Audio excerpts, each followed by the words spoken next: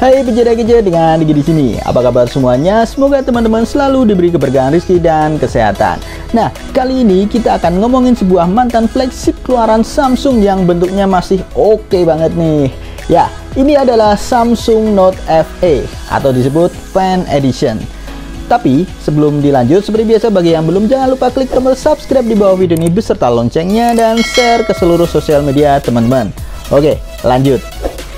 HP keluaran Juli 2017 ini bisa dikatakan adalah reinkarnasi dari Samsung Note 7.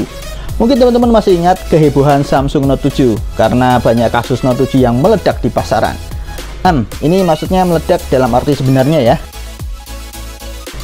Nah, maka dari itu Samsung harus merecall semua unit Samsung Note 7 demi keamanan penggunanya. Nah, berhubung ada kasus tersebut, menjadikan banyak part-part atau bahan yang seharusnya dirakit menjadi Samsung Note 7 banyak yang nganggur.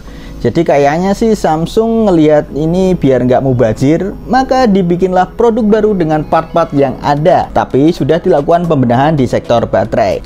Maka lahirlah Samsung Galaxy Note Fan Edition atau biasa disingkat Note FE. Kira-kira pakai Note FE di tahun 2021 enak gak sih? Mari kita cari tahu.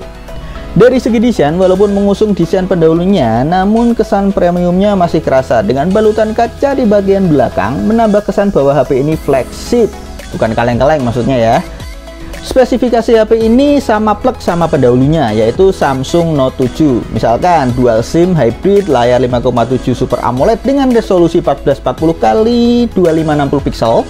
SoC-nya pakai Exynos 8890 dengan pabrikasi 14 nanometer, RAM 4GB, internal 64GB yang masih bisa diekspansi, NFC dan wireless charging. Cuma yang membedakan hanyalah pada kapasitas baterainya yang diperkecil menjadi 3200 mAh. Pengurangan kapasitas baterainya memang bikin HP ini nggak bertahan seharian.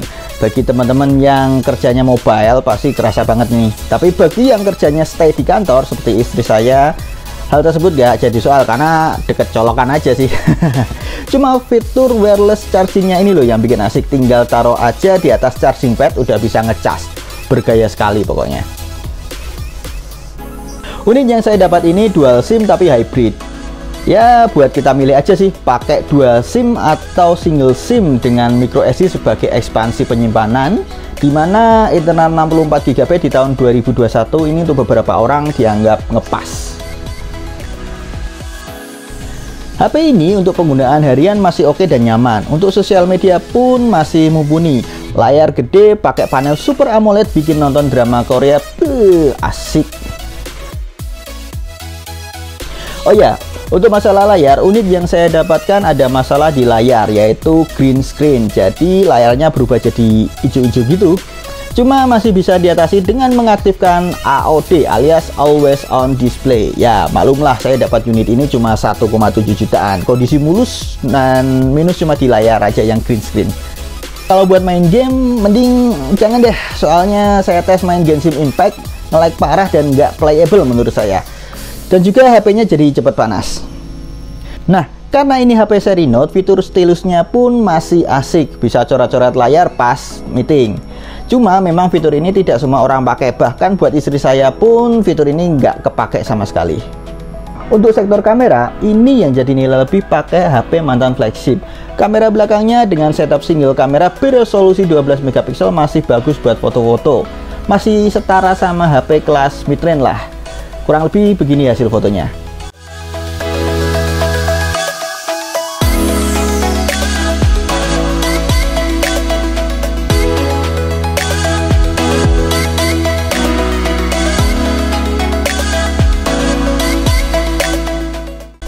Untuk hasil perekaman video menurut saya punya keunggulan karena dahulunya ini HP flagship yang pastinya ada optical image stabilizer yang bikin video nggak gampang goyang.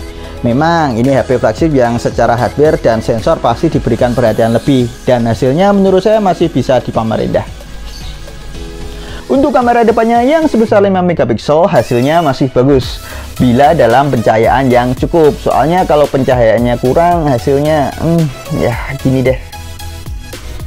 Penempatan tombol home yang dipadukan dengan fingerprint di bagian depan secara estetika masih bagus dipandang, walaupun kecepatan unlocknya nggak cepet, macam ada jeda gitu. Tapi menurut saya nggak mengurangi fungsinya kok.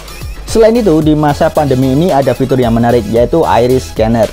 Ya, kita bisa unlock HP ini pakai mata, jadi kita nggak perlu repot-repot buat buka masker. Praktis sekali bukan? Jadi kesimpulannya, HP ini dengan layar AMOLED, RAM gede, kapasitas internal yang masih bisa diekspansi pakai micro SD, menurut saya masih layak dipakai di tahun 2021, asal tidak digunakan buat main game. Nah, bagaimana buat teman-teman? Berminat? Nah, mungkin sekian dulu video kali ini. Bila ada kata-kata yang salah, mohon dimaafkan dan dibetulkan di kolom komentar. Jangan lupa klik tombol subscribe di bawah video ini beserta loncengnya dan share ke seluruh sosial media teman-teman. Sekian dari saya, Digi out.